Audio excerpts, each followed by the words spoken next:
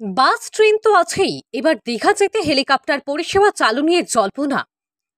রাজ্যে যে সকল পর্যটন কেন্দ্র রয়েছে তার মধ্যে অন্যতম জনপ্রিয় পর্যটন কেন্দ্র হল পূর্ব মেদিনীপুরের দীঘা। দীঘা যাওয়ার জন্য অধিকাংশ পর্যটকরা ট্রেন অথবা বাসের উপর নির্ভর করে। এইসব ব্যবস্থা তো রয়েছেই, আর এবার হেলিকপ্টার পরিষেবা চালু হওয়া নিয়ে শুরু হয়েছে জোর জল্পনা। কলকাতা থেকে দীঘা হেলিকপ্টার পরিষেবা চালু নিয়ে এখন জল্পনা শুরু হলো। কলকাতা থেকে দীঘা হেলিকপ্টার পরিষেবা চালুর এমন জল্পনা শুরু হয়েছে মূলত সাধারণ মানুষদের দাবির পরিপ্রেক্ষিতে। সাধারণ মানুষেরা এমন দাবি অবশ্য এমনি এমনি করছেন না, কেননা কলকাতা থেকে দীঘা হেলিকপ্টার পরিষেবা নতুন কিছু নয়।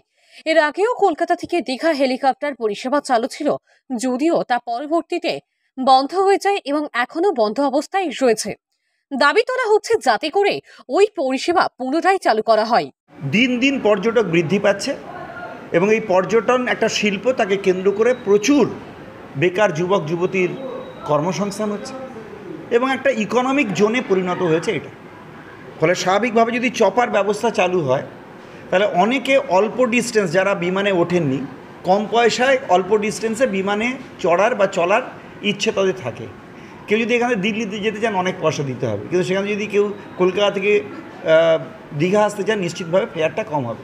তো স্বাভাবিকভাবে যারা জীবনে এক আধবার প্লেন জার্নিটাকে নিজেদের জীবনের অভিজ্ঞতা করতে চান তাদের পক্ষে সুবিধা হয় এবং দ্রুত চলাচলের জন্যে নিশ্চিতভাবে এই সুবিধাটা তারা পাবেন।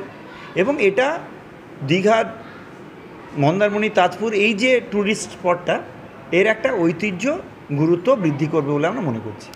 2016 সালে কলকাতা থেকে দীঘা যাওয়া এবং দীঘা থেকে কলকাতা ফিরে আসার জন্য হেলিকপ্টার পরিষেবা চালু হয়েছিল, তবে পরবর্তীতে সেই পরিষেবা বন্ধ হয়ে যায় কোভিড অতিমারির সময়। পরিষেবা বন্ধ হয়ে যাওয়ার পর আর সেই পরিষেবা চালু হয়নি। কোভিড কাল কেটে যাওয়ার প্রায় 4 বছর পার করতে চলল, কিন্তু এখনো পর্যন্ত এই পরিষেবা চালু না হওয়ার পরিপ্রেক্ষিতেই একটা নতুন করে চালু করার দাবি তোলা হচ্ছে। 2016 সালে বেহালার ফ্লাইং ক্লাব কলকাতা থেকে দীঘা ও দীঘা থেকে কলকাতা হেলিকপ্টার পরিষেবা চালু করেছিল, যে পরিষেবার উদ্বোধন করেছিলেন খোদ মুখ্যমন্ত্রী মমতা বন্দ্যোপাধ্যায়। পরিষেবা চালু হওয়ার পর শনিবার ও রবিবার সপ্তাহে 2 দিন হেলিকপ্টার যাতায়াত করত। হেলিকপ্টারে চড়ে দীঘা অথবা দীঘা থেকে কলকাতা যাতায়াতের ক্ষেত্রে যাত্রী পিছু ভাড়া পড়ত 2000 টাকা।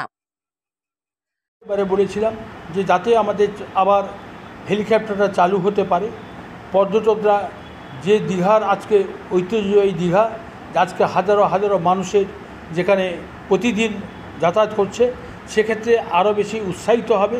তার জন্য বাংলার মুখ্যমন্ত্রী মমতা বন্দ্যোপাধ্যায়, অভিষেক বন্দ্যোপাধ্যায় যে দায়িত্ব নিয়ে যে গুরুত্ব সহকারে আরও গুরুত্ব দিয়েছেন যে সার্বজনীন দুর্গোৎসবের আগে আবার হেলিকপ্টার চালু হবে। আমরা তার কাছে কৃতজ্ঞ যে দীঘা আজকে দীঘা সুন্দরী হিসেবে যে পরিগণিত হয়েছে।